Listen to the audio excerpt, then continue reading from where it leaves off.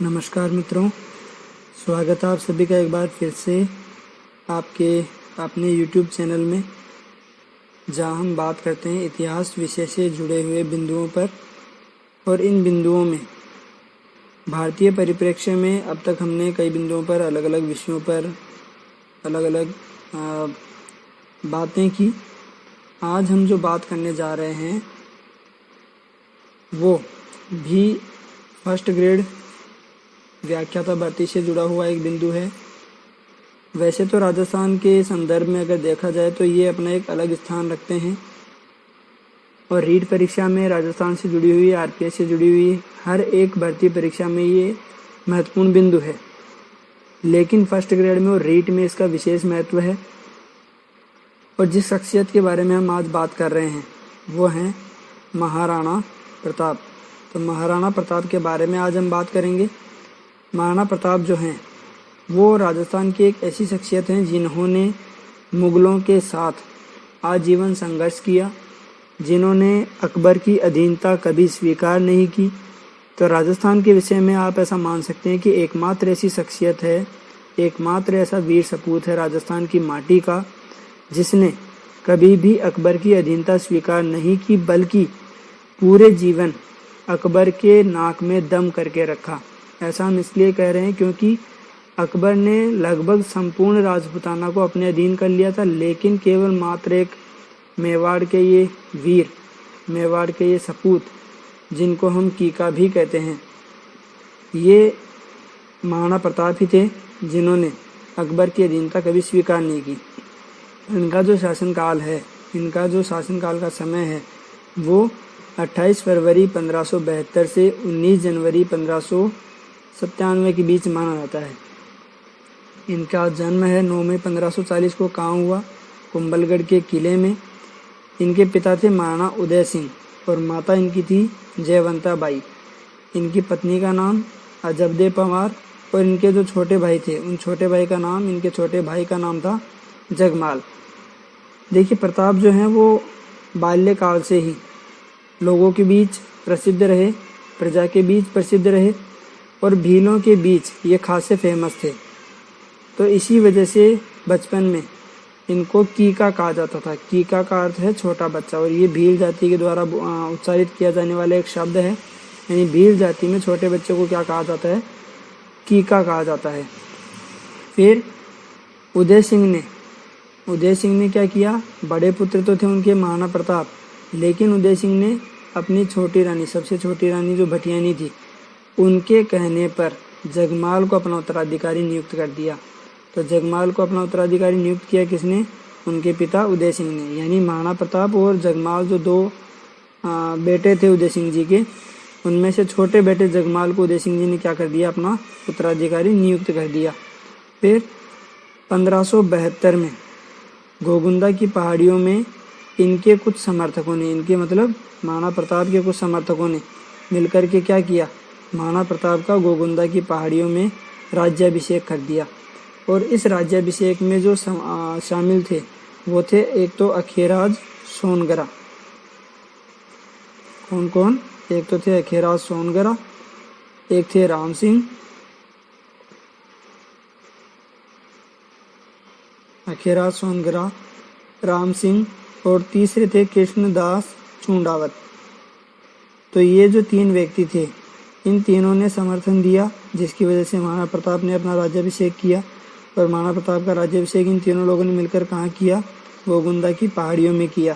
तो एक सीधा सा प्रश्न बनता है कि निम्नलिखित में से कौन महाराणा प्रताप के राज्याभिषेक में शामिल नहीं था? अब उनमें से तीन नाम होंगे, एक तो अखेराज सोनगरा, एक राम सिंह और तीसरा होगा कृष्णदास चूंडावत। और इनके अलावा जो चौथा नाम होगा वो इसमें शामिल नहीं था। आगे हम चलते हैं तो महाराणा प्रताप का राज्याभिषेक होने के बाद जगमाल जो हैं वो व्यथित हो गए, वो चिंतित हो गए, और इस वजह से वो कहाँ पहुँच गए? अकबर के पास। और अकबर ने उनको क्या दे दिया? जहाजपुर स्थान अकबर ने किसको दे दिया? जगमाल को। तो जैसे जहाजपुर जैसे जगमाल, याद रहेगा। अकबर ने अधीनता ग्रहण करवाने हेतु, यानी महाराणा प्रताप जो हैं वो शुरू से ही अकबर की आंखों में खटक रहे थे। इसीलिए अकबर ने उनको अपने अधीन करने के लिए अपने 4 प्रतिनिधि भेजे, अपने 4 प्रतिनिधि मंडल भेजे, जिसको हम जय माँ भाटो जमा भाटो के नाम से जिसको हम जमा भाटो के नाम से क्रमशः याद कर सकते हैं। जलाल खां, मानसिंह, भगवान दास और टोडरमल, ये 4 क्रमशः प्रतिनिधि मंडल हैं जो अकबर ने महाराणा प्रताप के पास भेजे उसको अधीनता स्वीकार करवाने के लिए, अधीनता ग्रहण करवाने के लिए। इस प्रतिनिधि मंडल के द्वारा जब अकबर प्रताप ने अधीनता स्वीकार नहीं की तो परिणाम निकला हल्दी घाटी का युद्ध, जो कहाँ लड़ा गया? गोगुंदा और खमनोर की पहाड़ियों में लड़ा गया। इसकी तिथि क्या है? 18 जून 1576। कई जगह 21 जून भी मिलता है, तो जो प्रामाणिक है वो क्या है? 18 जून। इस हल्दी घाटी के युद्ध को राजस्थान की थर्मोपोली कहा है। किसने? कर्नल टोड ने। और गोगुंदा का युद्ध बदायूनी ने कहा है। खमनोर का युद्ध अबुल फजल ने कहा है। तो गोगुंदा और खमनोर की पहाड़ियों के बीच लड़ा गया, इसलिए गोगुंदा का युद्ध और खमनोर का युद्ध कहा गया। लेकिन थर्मोपोली कहा किसने? कर्नल टोड ने। प्रताप के हाथों इस युद्ध में क्या हुआ? बहलोल खां मारा गया, जिससे मुगल सेना कमजोर पड़ गई और वापस लौटने लगी। लेकिन इसी बीच एक व्यक्ति था उनका, मेहतर खां। इस मेहतर खां ने क्या किया? मेहतर खां ने मुगल सेना से ये कहा कि अकबर स्वयं युद्ध करने आ रहा है। तो इस घोषणा के साथ मुगल सेना जो थी उसमें वापस जान आ गई और मुगल सेना वापस युद्ध करने के लिए आ खड़ी हुई। आगे हम चलते हैं तो ग्वालियर के राम सिंह इस युद्ध में वीर गति को प्राप्त हुए। झाला बीदा ने प्रताप का मुकुट धारण किया और प्रताप की सेना का नेतृत्व किया। प्रताप के घोड़े, जिसका नाम क्या है? चेतक, उसकी समाधि कहाँ बनी हुई है? बलीचा गांव में। और कोल्यारी गांव एक स्थान है जहां पर प्रताप की सेना का उपचार किया गया, यानी युद्ध में जो घायल व्यक्ति हुए थे, जो घायल सैनिक थे, उनका उपचार कहाँ किया गया? कोल्यारी गांव में किया गया। मुगलों के द्वारा मेवाड़ में 4 चौकियां स्थापित की गई। देवल, देबारी, देसूरी और दिवेर, चारों द से शुरू हो रही है। देवल, देबारी, देसूरी और दिवेर, ये 4 चौकियां मुगलों के द्वारा मेवाड़ में स्थापित की गई, यहाँ पर नियंत्रण रखने के लिए। इसके बाद हम चलते हैं कुंभलगढ़ युद्ध की तरफ। कुंभलगढ़ युद्ध में शहबाज खान जो था वो उसने कुंभलगढ़ पर अधिकार कर लिया और शेरपुर नामक जो स्थान है, उस शेरपुर के युद्ध में क्या हुआ? प्रताप के पुत्र अमर सिंह ने अकबर के पुत्र अब्दुल रहीम खान खाना को पराजित कर दिया। यानी कुंभलगढ़ का जो युद्ध है वो 2 भागों में बांट दिया गया एक तरह से। एक तो शहबाज खान ने कुंभलगढ़ पर अधिकार कर लिया और उसके बाद शेरपुर नामक जो स्थान है उसके युद्ध में अकबर के पुत्र अब्दुल रहीम खान खाना को पराजित किया। किसने? प्रताप के पुत्र अमर सिंह ने। इसके बारे में ऐसा कहा जाता है कि अमर सिंह जो है वो यहाँ अब्दुल रहीम खान खाना की महिलाओं का जो हरम है वहाँ से महिलाओं को भी ले गया था, लेकिन प्रताप को ये चीज़ पसंद नहीं आई और उसने उन महिलाओं को ससम्मान वापस खान खाना के पास भिजवा दिया। आगे दिवेर का युद्ध। दिवेर के युद्ध में क्या घटनाक्रम रहा? इस दिवेर के युद्ध को सबसे पहली चीज़ मेवाड़ का मैराथन कहा किसने? वही कर्नल टोड ने। तो हल्दी घाटी के युद्ध को तो कर्नल टोड ने क्या कहा है? मेवाड़ की थर्मोपोली। और दिवेर का जो युद्ध है उसको कर्नल टोड ने क्या कहा? मेवाड़ का मैराथन। प्रताप ने मुगल चौकीदार सुल्तान खान को मार गिराया। इस युद्ध में महाराणा प्रताप ने मुगल चौकीदार जो था सुल्तान खान, उसकी हत्या कर दी। और प्रताप के विरुद्ध ये एक अंतिम सैनिक अभियान था जो जगन्नाथ कछवाहा के नेतृत्व में किसने भेजा? अकबर ने भेजा था। यानी जो सैनिक अभियान थे, जो 4 प्रतिनिधि मंडल पहले भेजे गए वो असफल रहे, उसके बाद जो सैनिक अभियान थे वो भी लगातार असफल होते जा रहे थे। तो परिणाम स्वरूप क्या किया गया? प्रताप के विरुद्ध अकबर के द्वारा ये अंतिम सैनिक अभियान था जो किसके नेतृत्व में भेजा गया? जगन्नाथ कछवाहा के नेतृत्व में।